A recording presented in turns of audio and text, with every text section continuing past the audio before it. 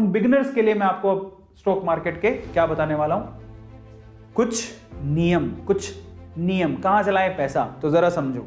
मैंने पहले भी आपसे डिस्कस किया है, अगर आप बिगिनर हो, पहली बार ही अगर आप स्टॉक मार्केट में पैसा लगा रहे हो, तो एक बात समझ लेना, आप जितना भी पैसा कमाते हो उसका 5 से 10% ही आपको शेयर मार्केट में रिस्क उठाना है। तो मैं आपको ये नहीं कह रहा हूं कि आपके पास बहुत सारा पैसा है तो आप सारा का सारा लगा दो, नहीं। आपके बहुत सारा पैसा है, सारा का सारा नहीं लगाने की जरूरत है। मतलब थोड़ा बहुत भी पैसा, जैसे 1000 रुपए भी है तो मैं बोलूंगा 100 रुपए मैं इन्वेस्ट करूंगा, 10%, बस इतनी सी रूल बना लो अपनी जिंदगी की। आपके पॉकेट में जितना पैसा है सोच लेना उसका 10% मेरे को शेयर मार्केट में डालना है, वो भी स्टडी करके।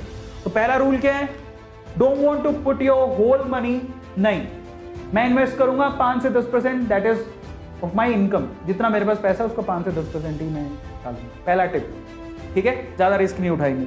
दूसरा टिप क्या है, इन्वेस्ट करूंगा डिफरेंट कंपनीज में। ऐसा नहीं जो पैसा इकट्ठा हुआ तो मैंने एक ही कंपनी में सारा डाल दिया। कल को मान लो आपने पैसा इकट्ठा किया, 10,000 रुपए टोटल हो गया, तो 10,000 रुपए टोटल। अच्छा, अरविंद सर ने बताया था हाँ हीरो मोटोकॉर्प बहुत अच्छी है।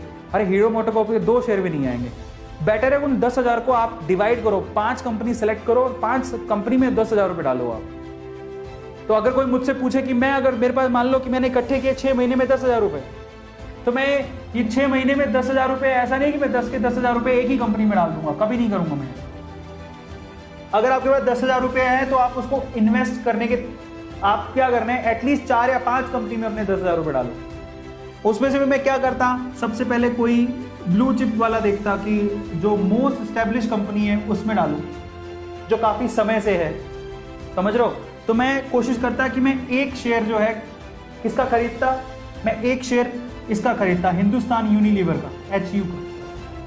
2500-2300 रुपए का एक शेयर आता है, बट ये रहा ब्लू चिप कंपनी है, बहुत ही सेफ है आपके लिए, बहुत सेफ है। या रिलायंस का खरीद लेता, ठीक है, रिलायंस इंडस्ट्रीज की बात कर रहा हूं, मुकेश अंबानी वाली।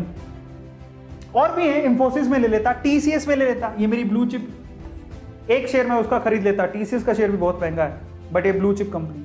फिर मैं क्या करता, इसके अलावा मैं क्या करता, बैंकिंग सेक्टर में लेता, कुछ बैंकिंग सेक्टर के शेयर ले लेता, ICICI कंपनी में ले लिए, ठीक है, या फिर HDFC में ले लिए, या फिर SBI में ले लिए। और भी है जो आपको अच्छी लगती हो, आपके घर में सबके अकाउंट किस में है जरा पता कर लो, उनमें आप ले सकते हो। ऐसे करके मैं अपने ना पोर्टफोलियो को डाइवर्सिफाई करता। मैं अपने 10,000 रुपए एक साथ ही किसी कंपनी में नहीं लगाता। This is rule number 2। याद रखोगे कि आपके पास जितना भी पैसा है उसको आप डाइवर्सिफाई करो, एक साथ एक ही कंपनी में मत लगाओ। तीसरा, कंपनीज जो कि रेपुटेटेड है, जिनकी हिस्ट्री बहुत अच्छी है, जिनको आप बरसों से जानते हो, बरसों से आपने देखा है, उन कंपनीज में पैसा लगाओ। इंडियन ऑयल कौन नहीं जानता, भारत पेट्रोलियम, इंडियन ऑयल, ये SBI, Tata Motors, Reliance industries, ONGC, ITC, Hindustan Unilever, HP, ये सारी कंपनियां लिस्टेड हैं। ऐसी कंपनी में पैसा लगाओ बेसिकली जो सेफ है, समझ रहे हो, जो बहुत सालों से चलती आ रही है, जो कभी बंद नहीं हो सकती। ये तीसरा नियम। चौथा नियम, इन्वेस्टमेंट ब्लाइंडली कभी मत करो। मेरी बात सुन रहे हो लेकिन पूरी एनालिसिस खुद से भी करना। अरविंद सर बोल रहे हैं जो सही है क्या, मैं एक बार देख तो लूं। ऐसा नहीं अरविंद सर ने बोल दिया करना है, नहीं, मेरी बात को भी तोल लो। मैं आपसे कहूंगा कि मेरी राय है, ये मेरी पर्सनल राय है, लेकिन मैं आपको सीक्रेट बता रहा हूं क्योंकि मैंने भी कमाया है, मैंने पैसा बढ़ता देखा है, तो मैं आपसे शेयर कर रहा हूं। और ये गलत नहीं है, बिल्कुल सही है। तो आज मैं आपसे सीक्रेट खोल रहा हूं, लेकिन मैं आपसे फिर भी कहूंगा मेरी बातों को आप तोल लेना, जाओ अच्छे से रिसर्च करो। हो सकता है कि कहीं मुझसे गलती हो गई है, अगर आप रिसर्च कर लोगे तो मेरी गलती करेक्ट कर दोगे। तो आप ब्लाइंडली किसी पे ट्रस्ट मत करो। ऐसे किसी ने बोल दिया हाँ हाँ वो शेयर बढ़ेगा, बहुत बर्बाद हुआ, ऐसे करके मत करना, अपनी रिसर्च करना, समझ रहे हो। चौथा, बस blindly don't invest because everyone is investing in that. ऐसा मत करो कि सभी लोग इन्वेस्ट कर रहे हो तो पागलों की तरह तुम भी करोगे। अपनी रिसर्च करो, खत्म करो। मैंने मेरी बताई क्योंकि मेरे पर्सनल उसमें व्यूज हैं, मैंने मेरी बताया। मैं HDFC में क्यों इन्वेस्ट कर रहा हूँ, क्योंकि मैं खुद बैंक में अपना अकाउंट होल्ड करता हूँ। SBI में क्यों कर रहा हूँ, मेरे पापा का बरसों से अकाउंट है।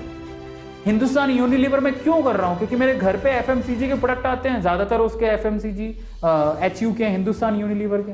ITC में क्यों कर रहा हूँ, क्योंकि मैं खुद देखता हूँ, अगर कुछ कॉपी लेता हूँ, कुछ पेन लेता हूँ, ठीक है, घर पे ITC का आशीर्वाद का आटा आता है, घर पे आशीर्वाद का आटा आता है, ITC कंपनी का है। कॉपी में लिखते हो ITC की कॉपी है, वो खोल के देखो, समझ रहे हो।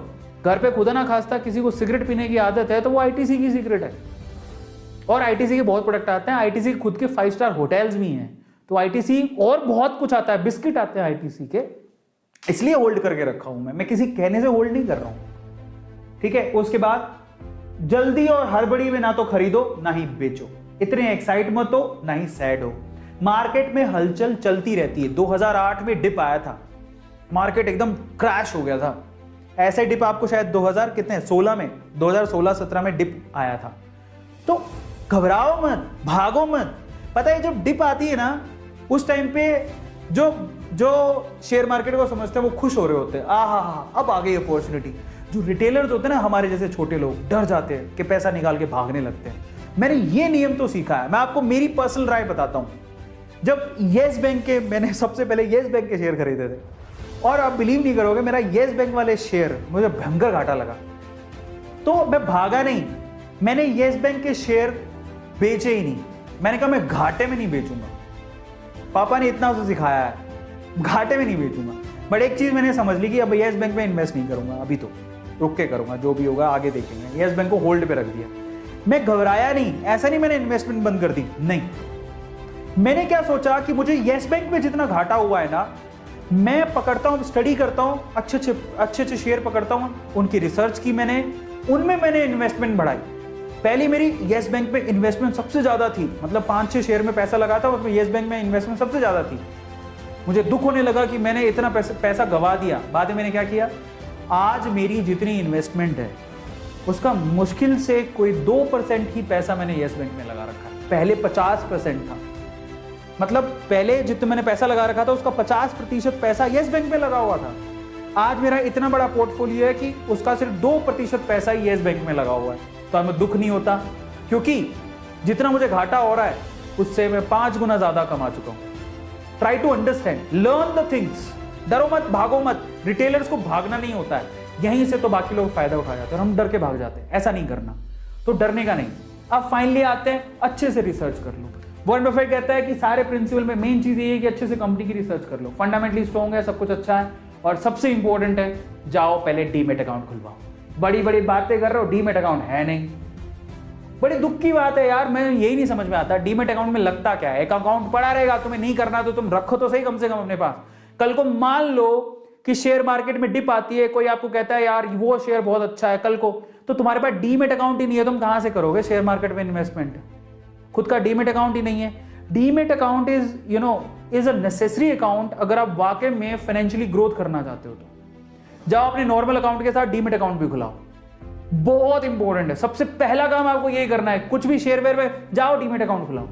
कुछ नहीं लगता, कई जगह पे तो फ्री में खुलता है, कई जगह पे 100 रुपए ले लेगा, कोई 200 रुपए लेगा। 100-200 रुपए में अकाउंट खुलती है तुम्हारी, जिसमें तुम्हें एक फ्रीडम मिलती है कि तुम जाके सीधे शेयर खरीद सकते हो घर पे बैठ के। तो कहीं जाना ही नहीं है। तुम्हें क्या लगता है मुंबई जाना पड़ेगा क्या शेयर मार्केट में शेयर पैसा लगाने के लिए? नहीं, वो बातें नहीं रही, घर पे बैठ के सारा काम हो जाता है।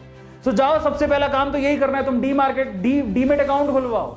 डीमेट अकाउंट ही नहीं है आते ज्यादा, पूरी इंडिया में 4% लोग हैं जिनके डीमेट अकाउंट है।